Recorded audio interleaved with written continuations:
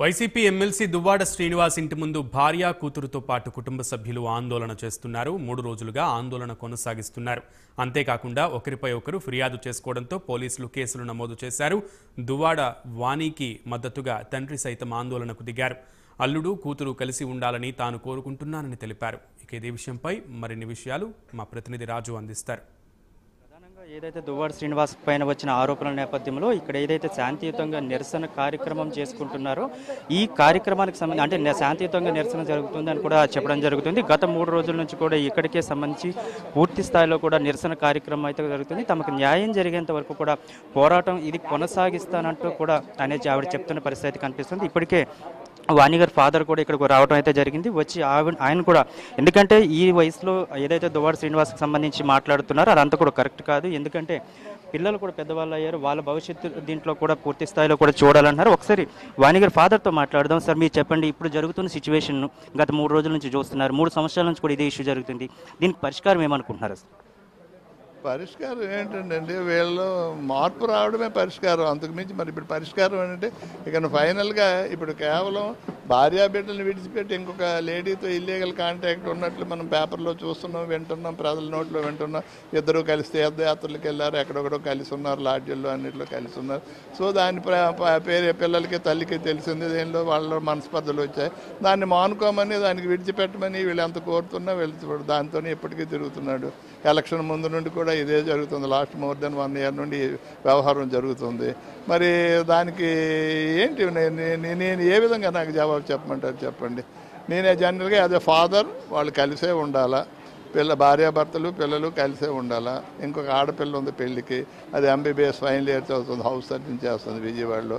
దానికి పెళ్ళి అయిపోవాలా, పెళ్ళి అయిపోయి అందరూ హ్యాపీగా ఉండాలా, పూర్వవైభవంతో అందరూ కలిసి ఉండాలని నేను కోరుకుంటాను అది ఫాదర్. అంతకుమించి నేనేం కోరుకోగలను చెప్పండి. నేను వాళ్ళకి సెపరేట్ చేయమని నా ఏజ్ ఇప్పుడు మొన్న 7వ తారీఖున 80వ సంవత్సరాలకి నేను ప్రవేశించాను. ఇప్పుడు నేనేమైనా వాళ్ళకి దన్నుండగలనా? నా ఏజ్ పెర్మిట్ చేస్తుందా? నాకు మిగతా ఏవైనా పెర్మిట్ చేస్తాయో చెప్పండి. సో నేను వాళ్ళకి విడిపోయేసి నేను విడదీసి అటు ఇటు చేసి వాళ్ళకి లైఫ్కి పాడు చేయడం నాకు ఇష్టమని చెప్పండి. అది ఫాదర్ అండ్ దువ్వాడ శ్రీని గారు నిన్న చేసిన వ్యాఖ్యలు చూస్తే నేను విడాకులు కోరుకుంటున్నానంటూ కూడా చాలా స్పష్టంగా చెప్తున్నారు. అంటే అంతవరకు ఎందుకు ఆ సిచ్యువేషన్ ఎలా తగ్గింది? మీరు ఏమైనా పెద్దలు కూర్చొని చెప్పలేదు అసలు? అతని బ్రెయిన్కి నాకు ప్రశ్నిస్తే అటువంటి బ్రెయిన్ అటువంటి వ్యక్తి అతను ఫ్రమ్ ద బిగినింగ్ అటువంటి వ్యక్తే కాబట్టి మరి పాప ట్రాప్లో పడిపోయేదో ఈ సఫర్ అవుతుంది. వీళ్ళ కర్మనే నేను అనుకోవాలి తప్ప అంతకుమించి నేను దీనికి జవాబు చెప్పాల్సిన సబ్జెక్ట్ నా దగ్గర లేదు. మీరు కూడా ఒక హై పొజిషన్లో ఉన్న తర్వాత ఈరోజు పొలిటికల్గా కానీ లేకపోతే ఉద్యోగం కానీ చాలా మీరు ఒక హై పొజిషన్లో చేసి వచ్చారు. అయితే మీకు సంబంధించినంత వరకు ఆస్తుల వివాదం ఉంది, కావాలని చెప్పి ఆస్తుల కోసం టార్గెట్ చేస్తారని శ్రీని గారు అంటున్నారు. దీన్ని ఏ విధంగా చూడాలి? ఆస్తుల వివాదం మాకు ఏంటి ఉందండి? ఎక్కడ ఉంది? కోర్టులో ఉందా లేకపోతే ఎక్కడ ఏ ఊర్లో ఉందా? ఎక్కడ ఉందో మాకు ఆస్తుల వివాదం చూపించమనండి. ఆస్తుల వివాదం మాకేటి ఉన్నది? నాకు అసలు నాకు డబార్లో నాకు ఒక 36 ఎకరాల ల్యాండ్ ఉన్నది. లింగాలవలసలో ఒక 7-8 ఎకరాల పల్లం ల్యాండ్ ఉన్నది. ఏవో అంతే. ఒక స్కూల్లో ఆస్తి రూపా పబ్లిక్ స్కూల్ అని కొత్తపల్లి జంక్షన్లో స్కూల్ పెట్టాం. ఆ స్కూల్ ఆస్తి దగ్గర ఒక 1 acre ఉన్నది. అంతకు మించి మాకు ఆస్తులు ఇంకేటి ఉన్నాయి? నేను పిల్లల పెళ్ళిళ్ళకే రాజకీయాల్లోనే నాకు ఇంచుమించు ఒక 60-70 ఎకరాల భూమిని నేను తగిలిపెట్టాను. 4 సార్లు ఎమ్మెల్యేగా పోటీ చేస్తాను. తర్వాత ఒకసారి ఎంపీపీ అయ్యాను, టెక్కల్ ఎంపీపీ.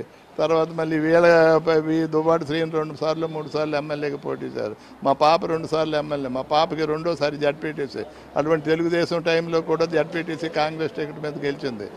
మరి 2వ సారి కూడా ఇప్పుడు స్టిల్ జడ్పీటీసీ టెక్కలి.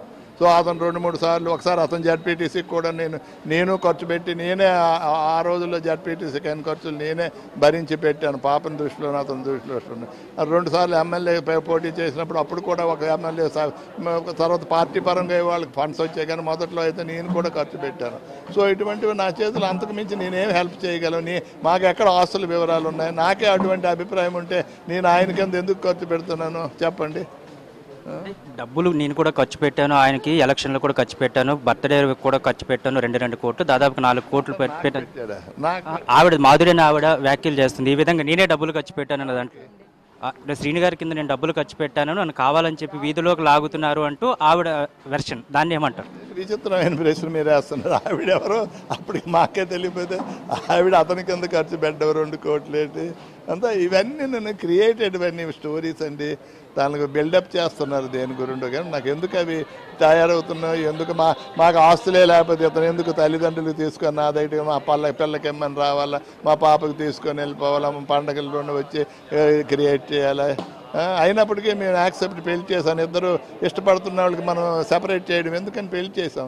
పెళ్లి చేసిన తర్వాత నిలుపుకోలేక క్వారీకి మదుపు పెడితే ఒక స్కూల్కి కన్స్ట్రక్షన్కి 2 ఎకరాలకు ఉంటే అది 75 లక్షలకి అమ్మేశారు. పాపకి తెలుసు. తర్వాత క్వారీకి పెట్టిన క్వారీకి కింద నా వైఫ్ నాకు తెలియకుండా 4-5 లక్షలు ఇస్తే వరిసాల క్వారీ వచ్చింది. ఆ క్వారీ కూడా ఫ్రాడ్ చేస్తే ఎదురు 53 రోజులు శిక్ష పడింది. బరంపురం జైల్లో ఉన్నాడు. ఇంత చెప్పాను కదా. అటువంటి పరిస్థితుల్లో ఉన్న వ్యక్తికి అన్ని విధాలుగా అతను జీవితమే ఫ్రాడ్ అండి. మీకు ఇందాక మీరు చెప్పానా లేదు, వీళ్ళ మదర్ తాలూకు ఫాదర్, వీళ్ళ సొంత తాత లండన్లో కేంబ్రిడ్జ్ యూనివర్సిటీలో BA పాస్ అయినట్టు దొంగ సర్టిఫికేట్ పెట్టించి రెవెన్యూలో పాతపట్నంలో RI క్యాడర్లో ఉండేవాడు. ఆ తర్వాత ఈ విషయం లీక్ అయ్యి ఒక ఫ్రెండ్ అతను ఒక గవర్నమెంట్ డాక్టర్ ఇతను ఫ్రెండ్లీ అయిపోయి ఒక సందర్భంలో ఇద్దరు దెబ్బలాడుకుంటే ఈ విషయం అతనికి తెలిసి పిటిషన్ పెట్టాడు. కోర్టులో ట్రయల్ అయింది, కేసు శిక్ష పడింది, డిస్మిస్డ్ ఫ్రమ్ ద సర్వీస్. తర్వాత వీళ్ళ తాతకి ఇప్పుడు 3వ పెళ్లి చేసుకున్నాడు. వీళ్ళ తాత మా పిన్నికి విడిచిపెట్టేసి ఇంకొక ఆవిడికి పెళ్లి చేసుకున్నాడు. ఆవిడికి 2 పిల్లలు, ఒక భార్య, ఒక బాబు, ఒక పాప. వాళ్ళిద్దరూ అడ్వకేట్లు. ఒక అతను కోటబొమ్మాలి అడ్వకేట్, వాళ్ళ పేర్లు నేను చెప్పను. ఒక ఆవిడేం శ్రీకాకుళంలో అడ్వకేట్. మళ్ళీ మదర్కి వదిలేసి ఇంకొక ఆవిడికి చేసుకున్నాడు. ఆవిడికి వదిలేశాడు. దానికి ఏమిటంటారు, పాతపట్నం పూజారమ్మ చూడండి, వాళ్ళ ఇంట్లో కొన్నాళ్ళు ఉన్నారు. వాళ్ళు తన్ని తగిలేస్తే పాతపట్నం పోలీస్ స్టేషన్ దగ్గర, కోర్టు దగ్గర, MRO ఆఫీస్ దగ్గర పిటిషన్లు రాస్తూ డబ్బులు తీసుకొని 5-10 బతికాడు. ఒక ఫైన్ మార్నింగ్ చనిపోయాడు. అటువంటి వాడి మనవడు. ఆ తాత గుణాలు మనవడికి వచ్చాయి. ఆ ఫ్యామిలీ చరిత్రలకు ఉందనే నేను మా పాపకి వద్దమ్మా, నాకు తెలుసు ముందుగా చరిత్ర కాబట్టి వద్దమ్మా, ఫ్యామిలీ మంచిది కాదని మా పాపకి ఎంత చెప్పినా వినకుండా శ్రీనిబాబు అనుకొని మ్యారేజ్ చేసుకుంది. మరి ఇప్పుడు పరిస్థితులకు వచ్చాయి. మరి అంతకుమించి మీరు అడిగితే నేనేం చెప్పగలను హిస్టరీ. మీరు కాదంటే నేను చెప్పిన తప్పో తడకో మీరు డిపార్ట్మెంట్ల ద్వారా ఎంక్వైరీ చేయండి. నేను అబద్ధం చెప్పాను. Cambridge university, London Jawaharlal Nehru చదివిన యూనివర్సిటీలో BA పాస్ అయినట్టు వీళ్ళ మదర్, వీళ్ళ తాత దొంగ సర్టిఫికేట్ సంపాదించి ఆఖరికి జైలు పాలయ్యాడు, ఉద్యోగం పోయింది. మరి అటువంటి ఫ్యామిలీ నుండి వచ్చిన వాడి చరిత్ర ఎలాగుంటుందో మీరు అర్థం చేసుకోండి. అంటే ప్రధానంగా మీరు ఇప్పుడు ఎటువంటి న్యాయం కోరుకుంటున్నారు అనేది? ఇద్దరు కలిసి ఉండాలా, పిల్లలు అందరూ హ్యాపీగా ఉండాలా. నేనెందుకు అతనికి ఇప్పుడు 60 years 60వ సంవత్సరం నడుస్తుంది, మా పాపకి 50వ సంవత్సరం నడుస్తుంది. 2 పిల్లలు, ఒక పిల్లకి మ్యారేజ్ అయిపోయింది. ఆవిడ డెంటల్ డాక్టర్గా శ్రీకాకుళం వైజాగ్లో ప్రాక్టీస్ చేస్తుంది. ఇంకొక అమ్మాయి హౌస్ సర్జన్ చేస్తుంది విజయవాడలో. ఈ స్టేజ్లో నేను ఎందుకండి విడాకులు కోరుకుంటాను? వాళ్ళు కలిసి ఉండాలని, హ్యాపీగా ఉండాలని, పిల్లలు భార్య పిల్లలు తండ్రి కూతుళ్ళు హ్యాపీగా ఉండాలని కోరుకుంటాను. నేనే విడాకులు కోరితే నాకు వీళ్ళు బర్న్ అవ్వరండి. రేపు పొద్దున్న నా మీద డిపెండ్ అవుతారు కదా. నేను కావాలని డిపెండ్ నా మీద ఎందుకు నేను తెచ్చి పెట్టుకుంటాను? మా ఇంటికి అల్లుడైపోయి మేము ఇచ్చిన డబ్బులతో ఈవేళ ఈ విధంగా డెవలప్ అయ్యి మరి ఏదో ఆస్తులు సంపాదించుకున్నాడు. ఆ ఆస్తులకి వదిలేసి నేను నా ఇంటి మీద పెట్టుకుంటానా చెప్పండి? ఇది విషయం. మొత్తానికి చూస్తున్నాం కదా, ఎందుకంటే 3 రోజుల నుంచి కూడా ఆవిడైతే ఇక్కడ శాంతియుతంగా నిరసన చేసిన పరిస్థితి కనిపిస్తుంది. దీంతోనే ఎటువంటి మాట్లాడడానికి కూడా ఆవిడకి ప్రస్తుతానికి ఒప్పులేదు. ఎవరైతే వాణి గారు తండ్రి గారు ఉన్నారో అయితే చాలా స్పష్టంగా ఆయనే చెప్పడం జరుగుతుంది. ఎందుకంటే గతం నుంచి కూడా దువ్వాడ శ్రీనికి సంబంధించిన ఫ్యామిలీ విషయాలు కానీ లేకపోతే ఆయన్ని కానీ అంటే జరిగింది ఇప్పుడు వరకు చేసుకుంది. ఈ వయసులో కూడా ఇటువంటి ఆలోచన కలగడం చాలా వరకు దురదృష్టకరం. అటువంటిది ఏదీ లేకుండా పూర్తి స్థాయిలో కూడా మళ్ళీ వాణి గారితో కలిసి తమ యొక్క సంసారం కొనసాగించాలంటూ కూడా తండ్రిగా తన ఆశపడుతున్నట్టు కూడా చెప్తున్న పరిస్థితి కనిపిస్తుంది. ప్రస్తుతానికి ఇది టెక్కల్లో దువ్వాడ శ్రీ ఇంటి దగ్గర ఉన్న పరిస్థితి.